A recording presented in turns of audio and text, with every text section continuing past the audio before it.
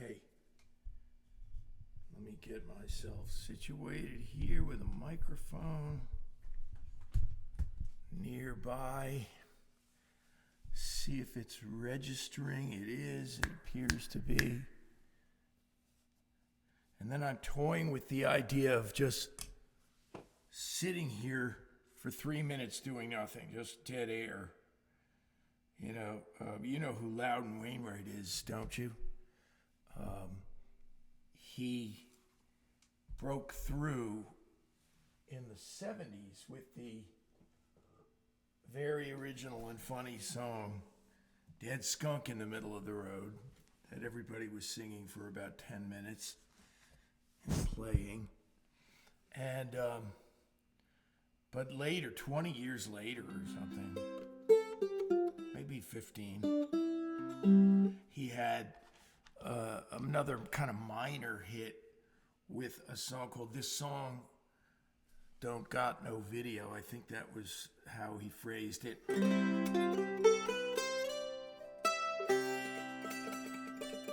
And in the middle of it, there's a guitar solo, and he's just sitting in an easy chair. So it looks like it's a chair in front of the TV, and he just sits there and sings. This song don't got no video. And then when the solo comes, which is about 30 seconds, which in video land is an eternity, and he just gets up and goes and gets himself a snack, and it's just the empty chair for the whole time of the solo. And I thought, what a brilliant idea.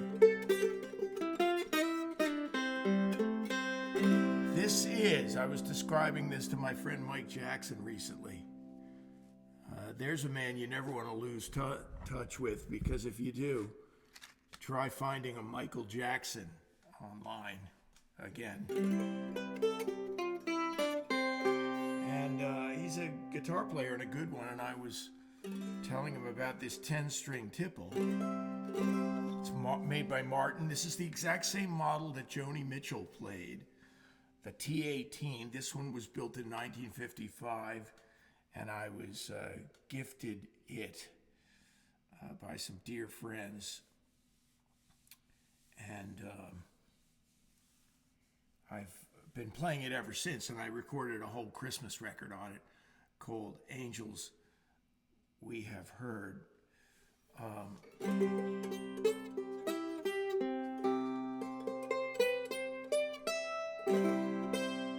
Let's do the most popular song in the opening cut of that record. You've heard it. It was written by Isaac Watts way back in the early 1700s.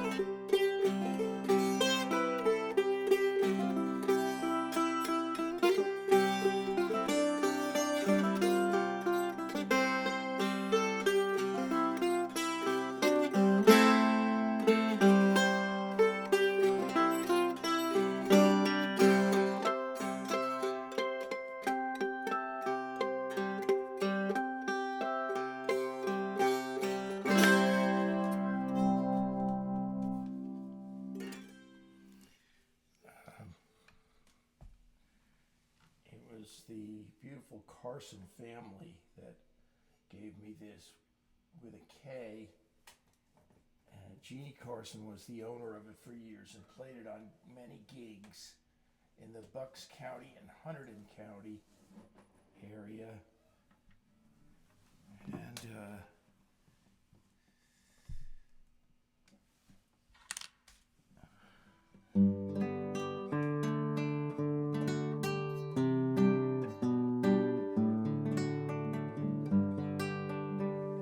now, do you know the story of Silent Night? It's worth telling. It was written in a little village in Austria, and Joseph Moore and Franz Gruber were the writers. And you have to imagine it was Franz Gruber who was the choir director and music director of this little church in a town where the entire town was only 70 people. And you can go back to that church and visit it, and there's a plaque on the side. A friend of mine has done it, Nancy Supko. Lee Carson, I'm back to the tiple again for a minute.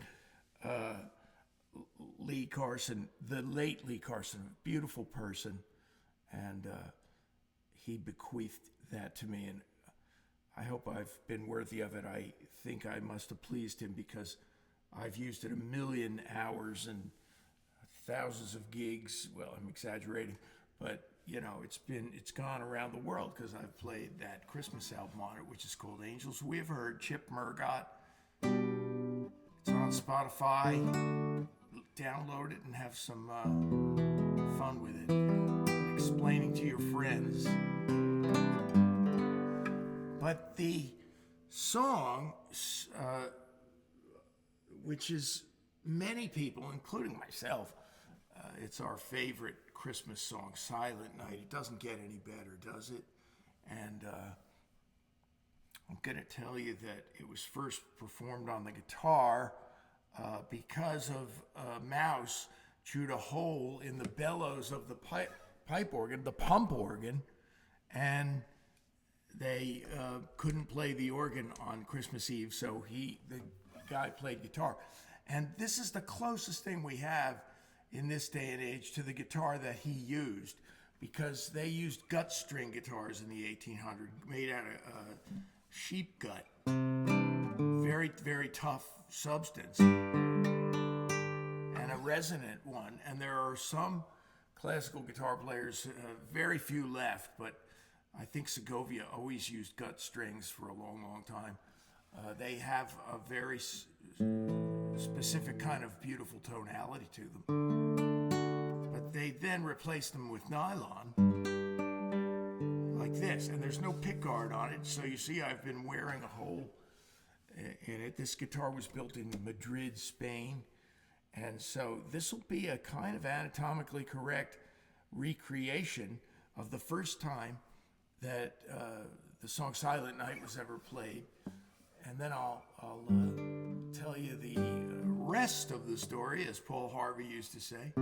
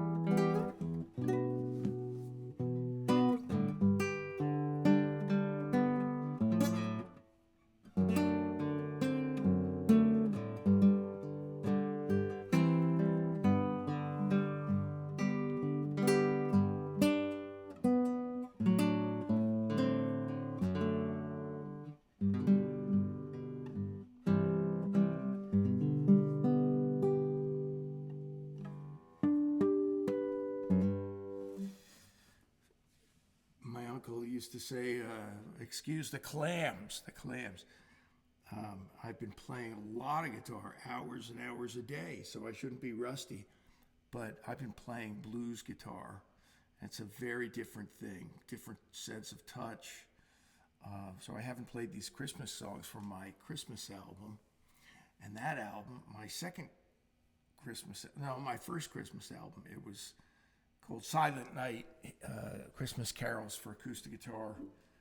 And in some small little corner of the world, it's gone around the world. And I got a phone call from James Taylor's mother, for example. Interesting feedback from all over.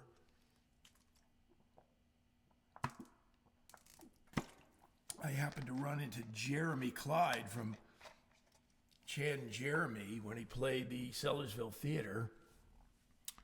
Chad was a friend of mine. I considered him a friend, and he was a good guy. And he's passed away, sadly. But Jeremy goes out on the road with Peter Asher, whose partner Gordon Waller has passed away. So they used to be the two most famous English duos, Peter and Gordon, and Chad and Jeremy. Now they're Peter and Jeremy. And great show. They'll come to your town, maybe. And Jeremy made my day by telling me that night that he plays my Christmas album, the guitar one. I don't think he has the tiple one. He plays it every year, he said. So that's the thing about Christmas music. Pardon the expression, the pun, it's evergreen. So when you make something like a Christmas album that people like, they may just play it for the rest of their lives. And I hear from people around this time of year, and they say, your Christmas album is always part of our season. A friend of mine lives in Italy, Doug Mine, from our high school in Central Jersey. He's written 3 or 4 books and published 2 of them on major publishing companies, which is a real accomplishment. And he never fails to tell me that he's dug out my Christmas CD. But now anybody can hear it. You can find it on Spotify and iTunes. Silent Night, Christmas Carols for Acoustic Guitar. Now, I'm going to do something more unusual here for a minute. Joy to the World is certainly one of the great Christmas songs, isn't it? And a joyful one, written in the late 1600s, early 1700s by a guy named Isaac Watts, and from England. And Isaac Watts wrote what's now become my favorite hymn of all time. And it's supplanted It Is Well With My Soul, which I loved for many years and still do. But this one's now taken over in the number 1 spot by Isaac Watts. And it's called When I Survey the Wondrous Cross. And it also is something I've recorded. So it's out there. If you like this performance tonight and want to find it, it's on Hymns for Acoustic Guitar. It's all under my name. So Spotify has a whole bunch of stuff. And I'm very happy with that recording. But you want to hear something for songwriters? This is a little bit of trivia that might really blow your minds. He was excommunicated from his church in England in the 1600s for writing this song. And why? Because up until that point, nobody had used the personal pronoun I in the lyric of a hymn. And he had the temerity to use When I Survey the Wondrous Course, and they said, we don't want to hear about you, you know.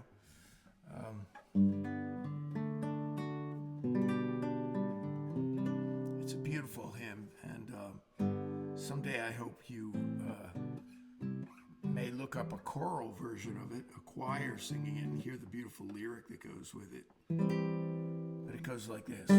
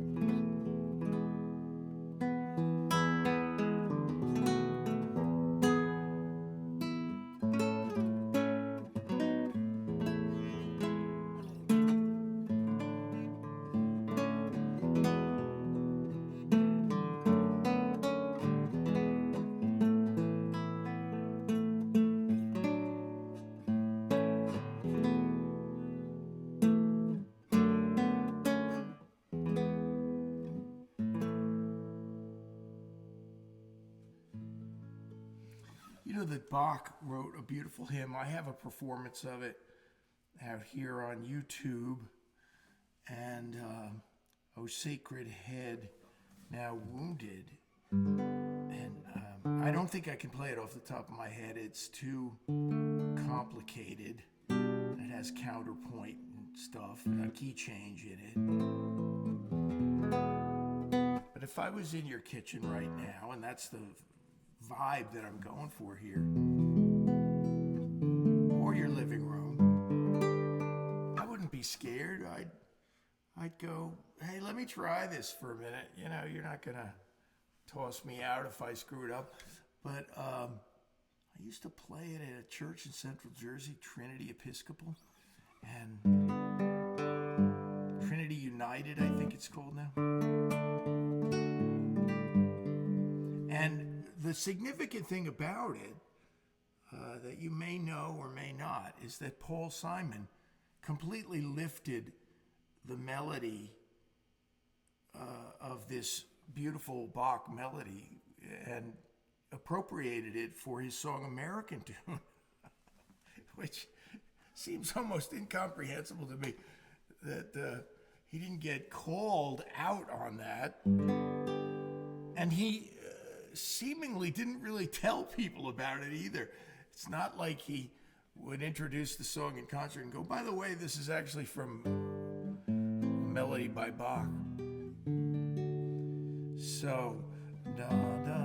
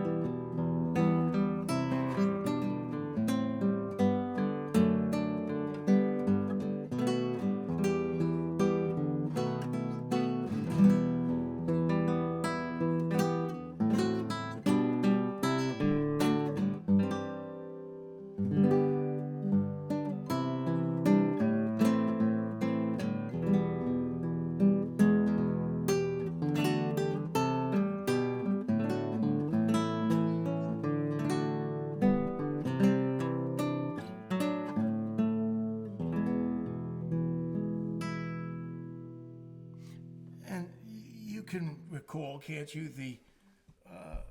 He has a bridge, and I thought I was dying. I thought So he wrote the bridge, and he also does some interesting little variations on the melody. I might come back on the air, so to speak, on Christmas Eve this week, and just play you some straight Christmas songs on the tiple and the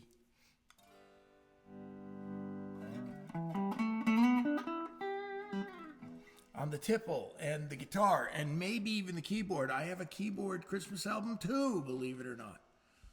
I'm a full service Christmas dude. And that one's called Oh Holy Night. And the strangely attractive cut off of that. Oh, by the way, in case you don't know, the most popular song on both of those albums is one that I can't play because it has like 12 guitars on it, and that is Carol of the Bells. I took the original Carol of the Bells.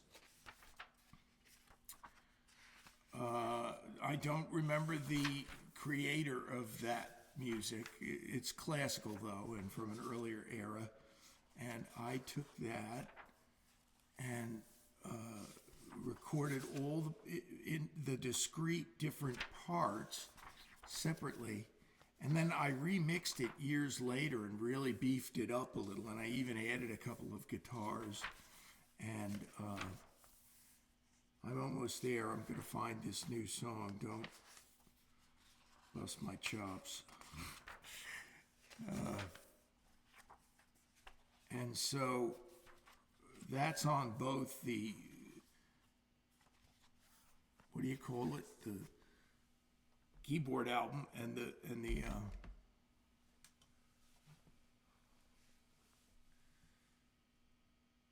guitar album. The guitar version is the one that's popular. In all honesty, it's been on WXPN and some great stations. So this is just to completely confuse you, and this is a new song. I wrote it this week, and I was thinking of my friend George Eckelman when I wrote it. He's in his 90s now, and we both love Dixieland.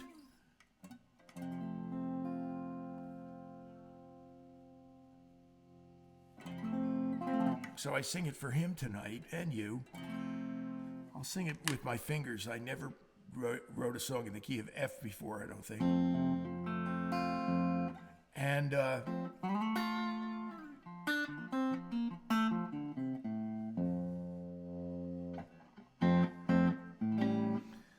it's got the nutty title,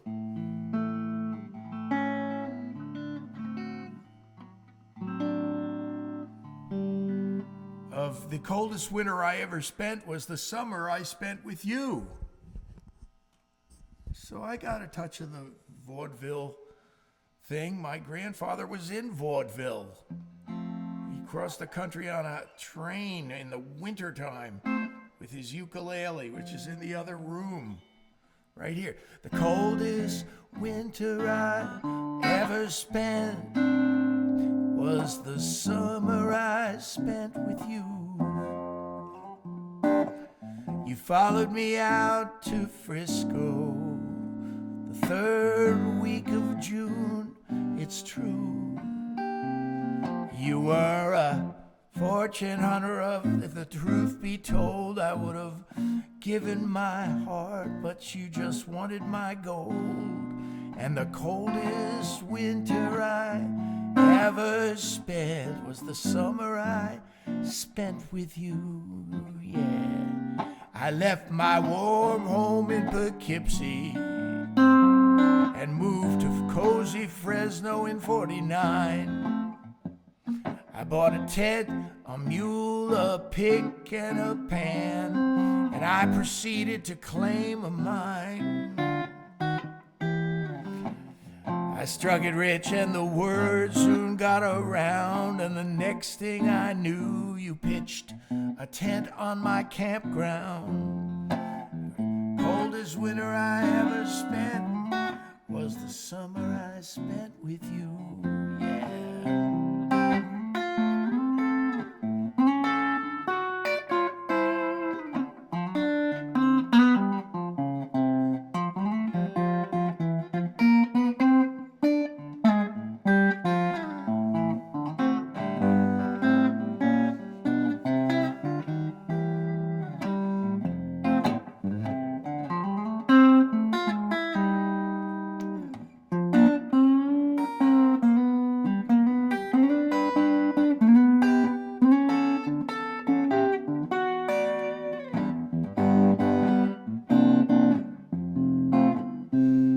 You were the talk of all the miners with your high and falutin' ways, yeah.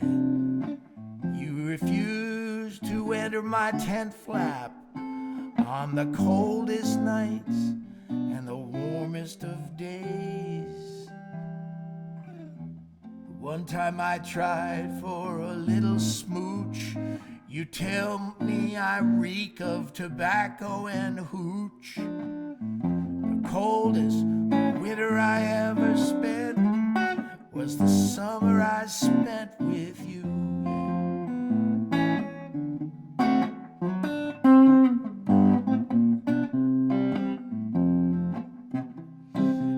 found a girl who loved me for who I used to be. You caught a train back to the city lights of NYC.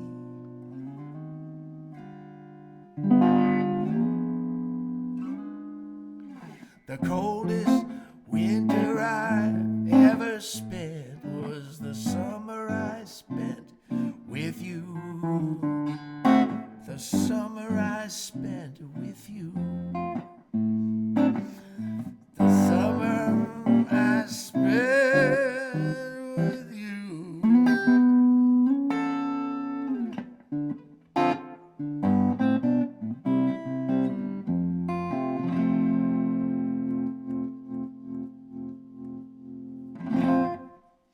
Well, I'm still working my way through that, as you could tell.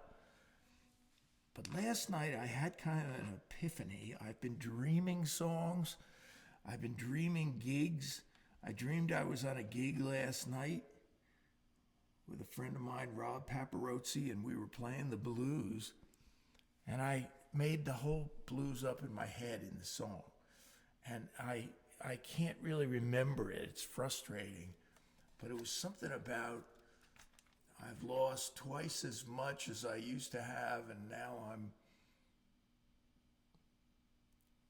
half as much or something.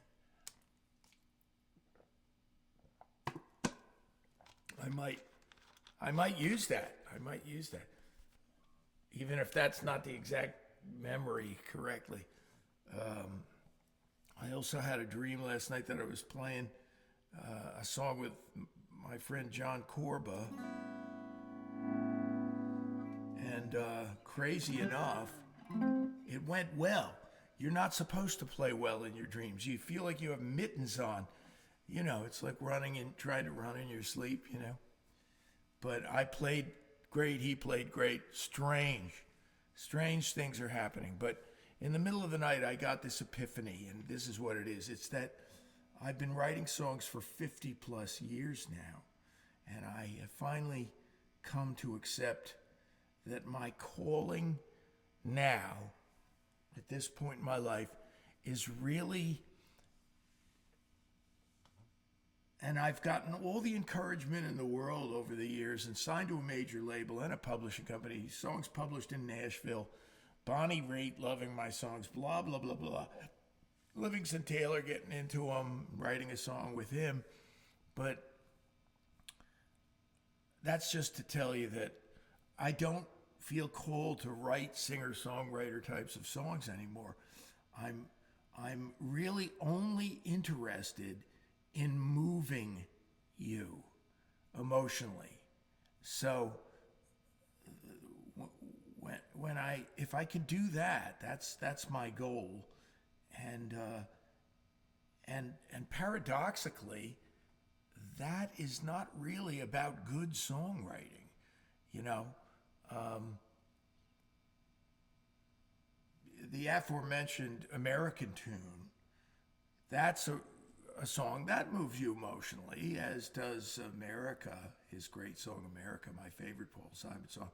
But I mean, a lot of times I think people overwrite things for their own purposes because they enjoy writing, and as well they should. And a lot of people say, I write for myself. Okay, good. I'm not writing for myself anymore. I'm writing for you, the listener. And I want to just sing the simplest thing. And it may be repetitive, and it may be simple-minded sounding, but I just really want to get to the heart of things. If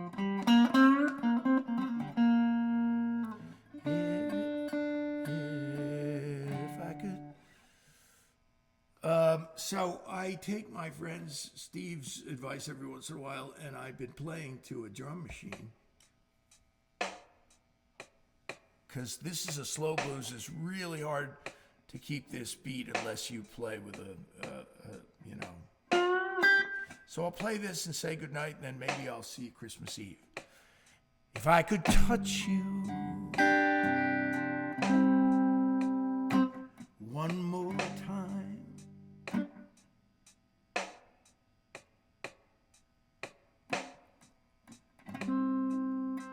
I would never leave if I could touch you one more time. If I could hold you again,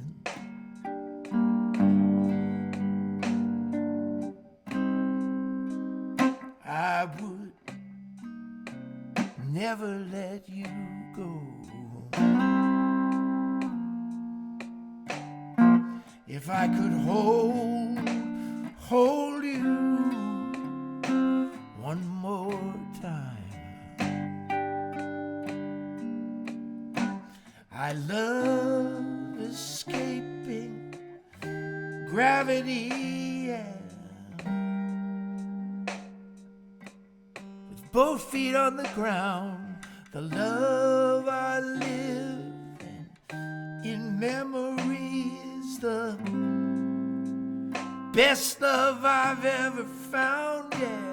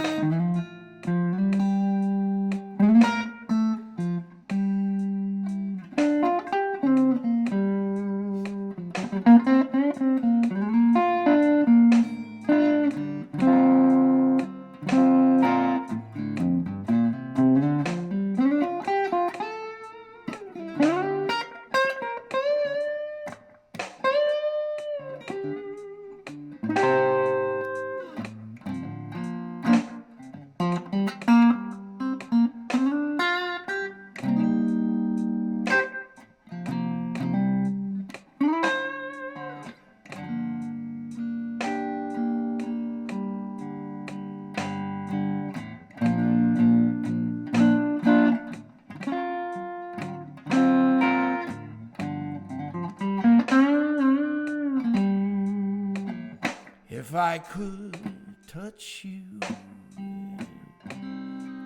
hold you one more time, yeah, I would never let you go.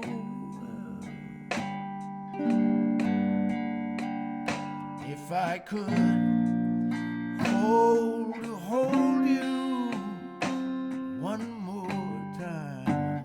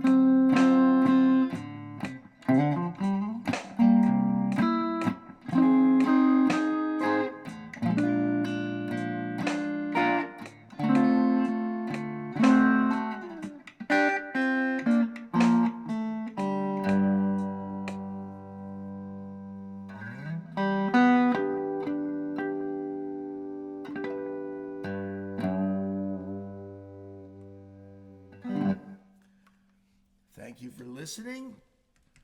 I just finished that last night, so as you can hear, it's a work in progress. It's called If I Could Touch You, and I appreciate your thoughts, your sympathy, and your forgiveness. That song went totally off the rails. I shouldn't tell you that, but I'll practice it and I'll play it again next week, and it'll be tightened up. Anyway, if I don't see you, have a great Christmas, a happy holidays, happy Hanukkah, and add music to your holidays. It always makes everything better.